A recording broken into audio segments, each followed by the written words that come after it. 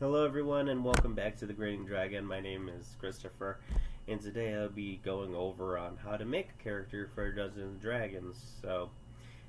Last one I kind of explained what you kind of need to understand before playing Dungeons and Dragons and what you need to know before playing Dungeons and Dragons. Mainly what you need to know, or at least what I thought you should know. Strictly opinion there. So this one's a little bit more on the kind of structured side of things, on how to make a character, of course, because if you're going to play Dungeons and Dragons, you got to know how to create your own character. Now, character design should be pretty fun, usually pretty easy. The main thing you need is going to be for example, a character sheet. So a character sheet for you would be a way to track your character stats and be able to go ahead and show them, them being your fellow players and your dungeon master, what your character can do, their abilities, what they're carrying. It's essentially a way to track your character, who they have anything and everything kind of based on them on those sheets.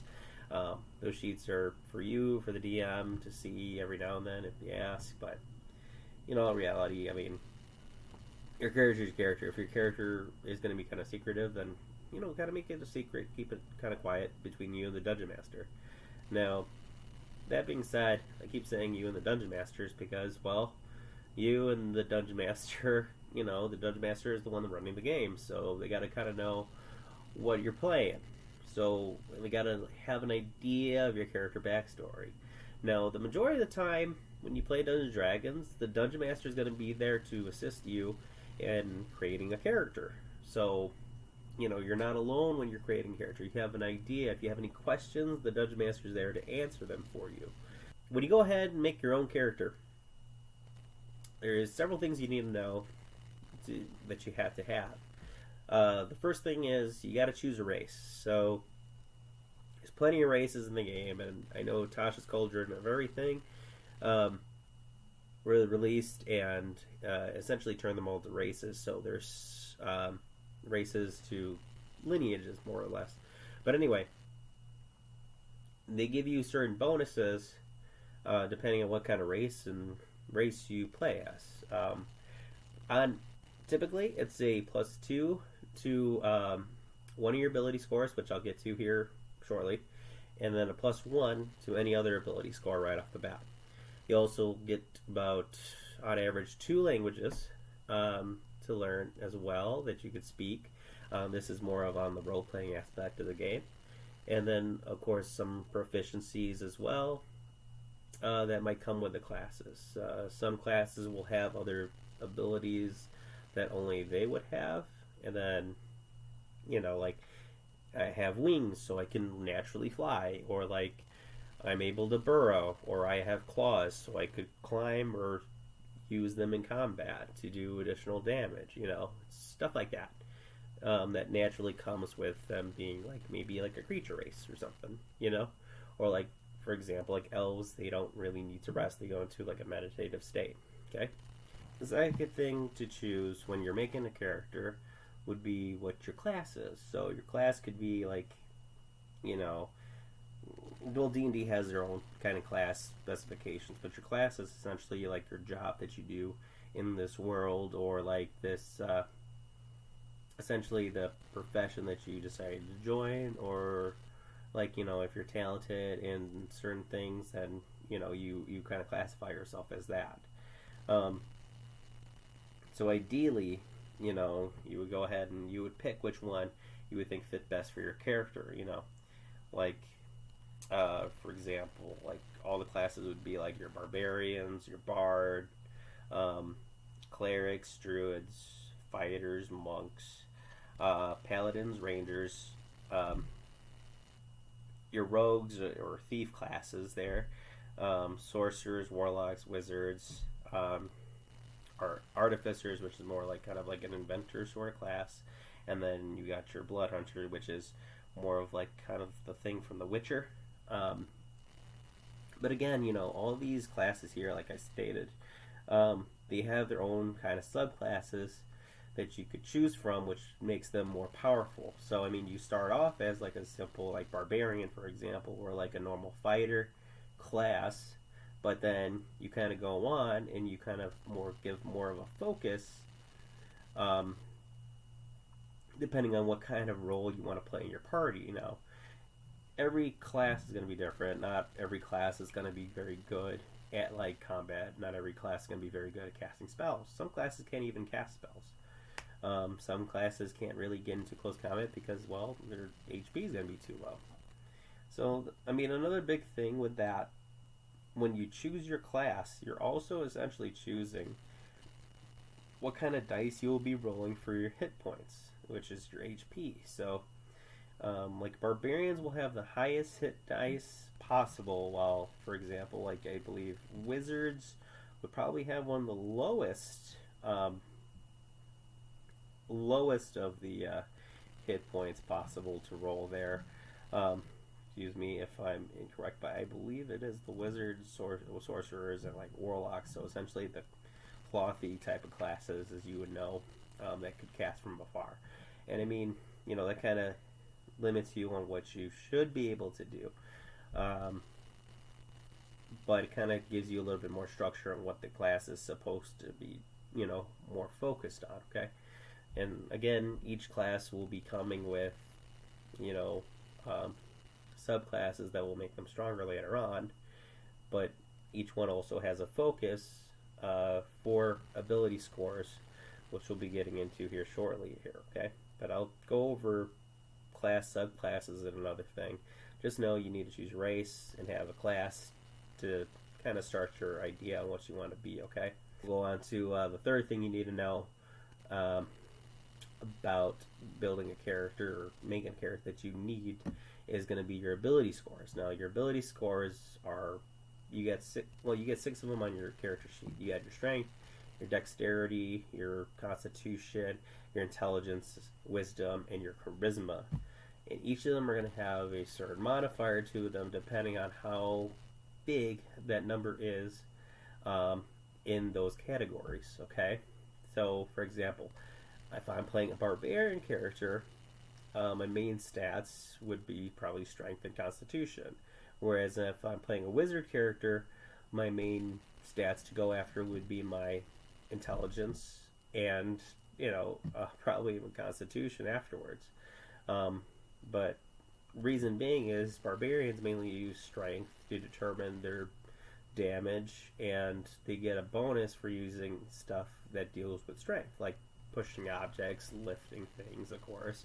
Again, it's kind of one of those martial classes that use a lot of physical abilities. Whereas then on the opposite spectrum, you have a wizard that uses spells and magic that they've learned over time to solve any problems they have or fight in combat. Now, their intelligence is essentially what they use to cast spells. Getting into spells a little later on that one there on another video, but get to know at least your intelligence modifier will affect certain spell casting rolls that you need, or certain you know, spell saving rolls that your opponent will need to beat in order to succeed past that spell and maybe take half the damage. Again, now those are just kind of two like examples of the spectrum. Each class will kind of use their own type of settings there that they would suggest you to have high enough points in order to utilize them. Like a class like, let's say, the Bard, for example, they like to use kind of finesse weapons, but they also cast spells. So they're essentially almost like a dual class.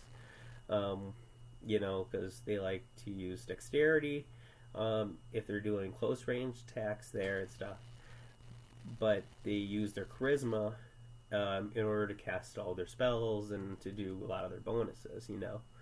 So you got to kind of get a little checks and balances when it comes to what you want to have out of your character, and, you know, do you want them to be, you know, strong in certain categories, or do you want them to be weak in certain categories?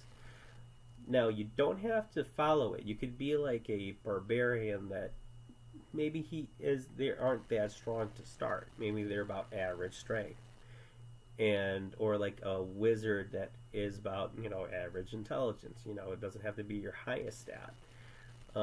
This will make it a little bit more challenging for you during encounters and stuff, but it might make them for a more interesting character in the long run, and kind of shake things up a bit. I know if you keep making characters that have like, oh, okay, my highest stat is this, this, and this, and you rinse and repeat, it can seem a little dull, but the next thing kind of makes it a little bit less dull when you kind of think about it, because again, this is a game of imagination. Numbers are a part of it, and it just kind of helps you get an idea of how you're doing in certain situations. This gives you kind of like a quantifiable sort of idea into like, hey, do I pass this like sneaking around check, or do I like punch the door open? But again, we'll get that another thing here. Okay. First thing to know is that you need to describe your character. What do they look like? Maybe what do they sound like would be another thing too. Using voices kind of adds a little bit to the role-playing value of the game. Again, be as descriptive as possible your character. Describe their clothes. A lot of the times people don't describe what their characters are wearing. They just kind of assume, by describing like how they are when they first meet, they kind of get you like an iffy thing. Maybe sometimes have like someone would have like a little model that would be like, well, my character kind of looks like this, if you're not too well at describing. That way you kind of give a visual appearance of your character for everyone here at the table. You can also find a picture on the internet and use that and be like, hey, this is kind of what my character looks like. And X, X, and X is different about them. Like maybe they have blue eyes instead of brown eyes or something like that. But again, it's all up to you. Let your creativity, be out there. You could have a character that looks exactly like you in the game, or you could have a character that looks nothing like you at all. So just keep that in mind. And what's their background? Because that comes with another thing for the description of your character. Because an idea of like what they came from to go on an adventure, what caused them to get that calling to maybe find treasure, or maybe it's to slay dragons, or discover new worlds. There's different motives for a whole bunch of things in a fantasy type of setting. Maybe it's to gain more knowledge, or maybe it's to find a long-lost sibling. So, the motives could be put into your character's backstory. Now, when I say backstory, this is exactly what it sounds like. It's essentially establishing your character in the world before you even get to play them. An idea is like, hey, my character comes from a barbarian tribe, and he is a dragonborn, and born in the Goliath tribe. Him and his brother are the only two dragonborns. So their upbringing was a lot rougher compared to everybody else, and they were constantly put into harsher trials. And after almost losing his younger brother there, he told his younger brother to flee, or and he'll find him one day, and to survive on his own, because he won't survive there like he would. Another thing would be like, a wizard that is always craving more and more knowledge, always wanting to see more in the world, but he's too cooped up in his books to even like leave and think of leaving. So one day he decides to go ahead and take the call once an adventuring guild is formed, and is accepting new recruits. So he doesn't hesitate, and he goes ahead and to hopefully gain more knowledge, and to do his own research and to see how the world is really like outside of like that mage tower he was in studying all this time. Nothing too over the top. Your backstory shouldn't be like, I'm a grizzled, if it's like a level 1 story anyway, where you're all level 1s, and it's like, I'm a grizzled war veteran, I slain like 30 dragons, and killed kings and like broken down kingdoms. that's more like towards the end of a campaign. Level, on average, level 15, is when a campaign typically ends. If you do reach to level 20, then you should be fighting gods, or at least something along the lines of like godlike beings, because you're just so powerful at that point. Most of the time, campaigns don't even get to level 20. But again, just keep in mind what kind of level are you playing at. If you're level 1, you're not yet established. Your journey is just beginning. Level 3, you're somewhat established. You got your subclass in there, and you're getting a little bit stronger. But you're still not like an epic being in this place. You know what I mean? You're not like an epic hero. You're trying to build to that along with your friends at the table. But again, that's just some idea of a backstory and what you should have for it. Fifth thing you should know is you gotta have equipment before you go on an adventure. Now, usually all classes, when you pick one, will tell you what your starting equipment is. You could, like a barbarian, will start with like a great axe or like a great sword, and you would choose one. Or they'll give you several options too. Usually a DM will kind of help you in that and to see what kind of playstyle you want to do. Like a ranger, you could have like short sword and a bow and a couple hatchets and whatnot here and there, but you'll each have your own type of equipment set to go ahead and play in Dungeons and Dragons and whatever fantasy world you're playing in, whatever setting. Your equipment kind of helps you in determining like what your character can use in combat and what they can use out of combat. So if I have like a backpack and it's got a bedroll, it's got like torches, it's got like a tent in there. I could use those things. I could use torches in like dungeons where I can't see because maybe I'm a human and humans don't really have this thing called dark vision that they can see 30 feet in front of them in complete darkness as dim light. So a torch will help illuminate the way. Or if I need a long rest anywhere, somewhere, and I need it to be kind of a good rest there, and I'm in the middle of a forest, I'm going to go ahead and try to set myself up some camp and create a tent for me to sleep in with my sleeping bag and, maybe start a fire so I can keep warm at night. Something like that. That's kind of like a role-playing type of way in keeping you engaged and letting the other players know that, hey, if I do this thing, then it's helping out our group in this way, or hey, I have this item, so maybe I could use that later on. Again, your equipment's yours. If you do find certain items too, and your DM kind of slides you a note on what you find, it's up to you to determine like if you want to tell them being your other players, what you have found or discovered. If you were like, I'm going to look for something, or because it's a secret, and secrets are kind of fun. It also kind of adds like a little bit more intrigue to like, what does he have that he doesn't want to show us, or what does she have that she doesn't want us to know she has. What is the DM giving them? Those sort of ideas kind of help with equipment there, but again, that's going to be during gameplay. But your starting equipment, usually your class will come with them, and they're pretty simple. You also get your starting monies and stuff depending on what kind of background you have picked, but in the end, that'll be up to the DM to give you like a little coin purse to start off with here. Okay?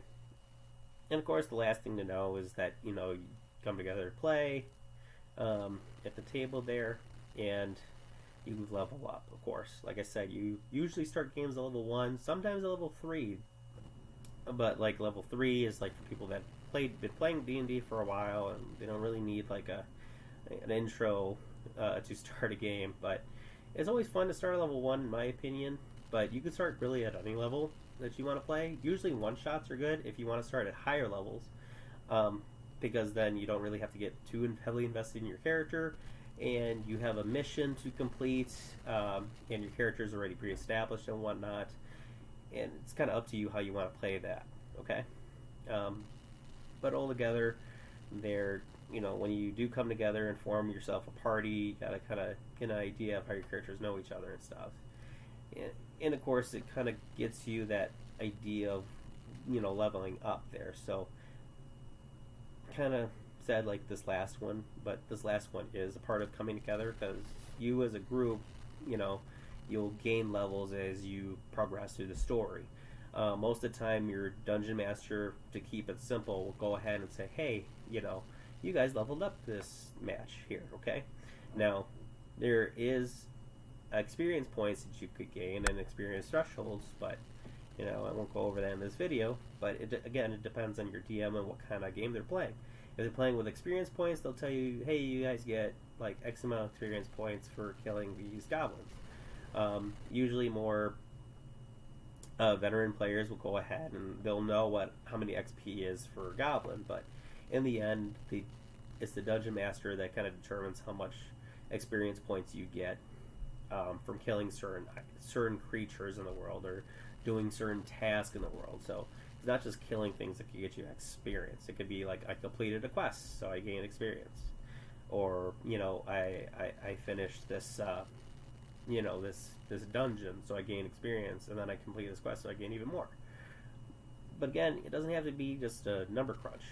You could just leave it to the DM to just say, hey, I'll level you all up together. As soon as you guys kind of beat like a story threshold, or like beat a certain like amount into the story, and be like, okay, you should be level 3 or level 2 by the time you get here. But they won't tell you that. They'll say, hey, you guys level up to level 2. Congratulations. And then you get your new stats and stuff, and then they'll be like, okay, cool, next game you play, and you'll be level 3. And then maybe they'll slow it down a bit if you guys, haven't progressed through the story enough, or something like that. So that's kind of a couple ways to level up and, get stronger in the game there. Now, another thing I kind of glazed over that's on the the character sheet is your little spot called your inspiration. Now, it's mainly inspiration and passive perception, but I'm going to go really over inspiration in this one because I think that's a little bit more important than your passive perception, because your passive perception is kind of an easy thing. It's actually 10 plus your ability score modifier for your wisdom score. It kind of say how you perceive things passively, of course, if you're wandering around the world. So your dungeon master might say, what's your passive perception? And you can say, I got +2, so it's a 12 in this case. So he'll say, okay, well, if they don't have a passive perception of 10, then they don't see this, Or they'll tell you, okay, so as you're walking down the street, you notice some beggars, going like this, but as you go look to them, you also see a thief in the background stealing from people that are being distracted by the beggars. Something like that. That's kind of something for passive perception. But anyway, I'm running off the topic here. But your inspiration, now that thing right there is kind of more of a big thing to have in the game of Dungeons & Dragons. So your inspiration points is rewarded to you by the Dungeon Master in order to give you advantage or disadvantage on your rolls. So again, your inspiration can be really rewarded from you for doing really awesome things in the game that the DM and the people in the group think was pretty good. Most games there, I think your inspiration should be rewarded to you if you are being creative with your character, or understanding your role a little bit better, or maybe preparing for the next battle that's coming up, or understanding something in the game that you didn't before, and maybe taking really good notes in some cases, depending on the dungeon master. It's just kind of their way of saying, hey, I appreciate what you're doing, so here's a quick point that you could use at pretty much any type of role you have that you might fail at, and just say, hey, I'm using an inspiration to re-roll that, and the dungeon master will be like, okay, fine, go ahead, do the re-roll. But again, inspiration's there, and it's there to be gained. Be as creative as possible and have fun. Dungeons & Dragons is a game about you and your friends playing in a fantasy role-playing world. you just gotta have fun with it. I mean, like my brother's campaign, for example, we were playing, and my brother was like a bugbear, and we had like a Goliath barbarian, a human that was kind of resurrected um, from the grave, essentially, of course, from 25 years ago, or like, and a bard half elf, who's trying to find more about like her past and her parents, essentially. Um, but anyway, like they all came together and they were just all having fun. This is his little group of friends that I was glad to DM because we all had a blast. My brother's first time playing Dungeons and Dragons, and I was very happy to play with them. His friends had played for a little bit here and there, but again, I was glad to give him that experience in the end. Um, and we have some of our inside stories. Like, one time he had a bottle of an unknown chemical, and he decided, I'm gonna, whip it at this kid who's talking to um, our barbarian, because he sees the barbarian as one of his little like heroes, and then a fight ensues between two characters, which, of course, my brother's character, not being that physically fit to fight a barbarian, kind of yields right away before the guards can arrive, and arrest him. But later on in the game, I kind of made it bite him in the butt, and he had nightmare versions of him running around the town because the boy was creating manifestations of him with a newfound power from this thing here that he got. And then your players would have like little inside jokes too, but again, it's just all comes down to playing the game, and just seeing what kind of comes out of it. Again, it's a fun improvisational game mostly, but you all have a setting to go through, and you'll got an idea of what kind of goal you all want, and sometimes that goal might not be there right away.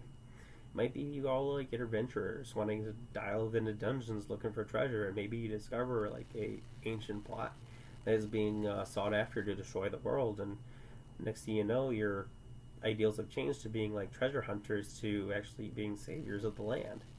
Stuff like that could happen like in an instant, depending on how your dungeon master kind of runs the plot of the story.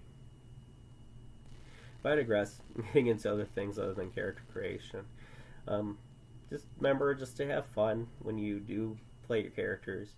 Your ability scores will be determined depending on who the DM is and how they want to give you ability scores.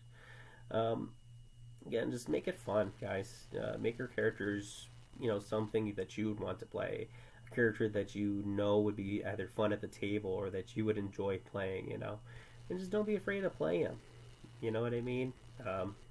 And just overall, just have fun. And, and remember to be courteous to other people at the table. Because, some people might not like someone that's too aggressive or something towards everyone in the party. Or maybe someone's like, trying to be a control freak, but it makes people feel uncomfortable at the table otherwise. I mean, I understand that, but like, you just gotta kind of get on their level and, make sure that, you're having fun, the DM's having fun, and of course your friends at the table are having fun, or your other players that you're meeting are having fun, not just you. Again, this is a social game. I didn't get to 25 subscribers yet, but when I do, I'll go ahead and do a little giveaway. So until I get to 25, I'll keep saying I'll be doing a giveaway once I reach 25. If I reach 50, hey, I'll do like maybe another small one if I reach 50. But again, just subscribe, hit that like button, and if you're a subscriber currently, then good for you. You're ahead of the curve, and once I reach that 25 there, I'll go ahead and pick one of my subscribers to win this set of dice right here. This is a brand new set of dice which I got to give away. Again, this is just to kind of help anybody that wants to play Dungeons and Dragons, and maybe you play Dungeons and Dragons already and you want a new set of dice. This is absolutely free to you. I'll go ahead and send this over to the winner once we reach 25 subscribers. Now, big shout out to Paper Plastic Sports over in Shorewood. You got Scott Prittner there. He's one of the friendliest owners I've ever met for a shop owner there. They sell mostly frisbee golf accessories, frisbee golf disc.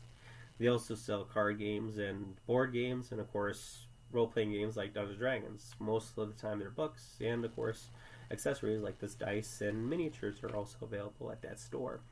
Go check them out. Again, they're over in Shorewood, Illinois, if you're in the Chicagoland area. Link will be down below in the description. Check them out on their Facebook page. By all means, I like going there. I used to play a lot of Dragon Ball Super card game.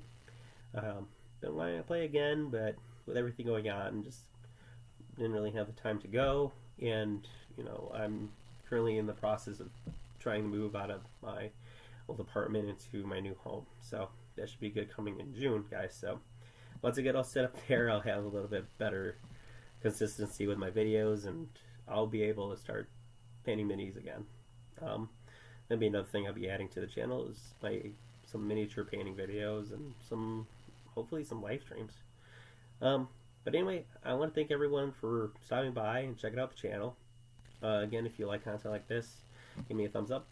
If you want to see more content in the future and just kind of help a small channel start to grow, go ahead and hit that subscribe button. It does help. Tell your friends about us here at the Grinning Dragon. I just kind of like to see how this goes. I mean, this is kind of something I wanted to do for a long time, and it just kind of helps. I also have an Instagram. If you want to come check it out there, I'll be posting more of my miniature painting once again I start moving. Okay. Again, this is Christopher with the Grinning Dragon. Thank you all for coming and watching the video. Have a great night, and never stop smiling.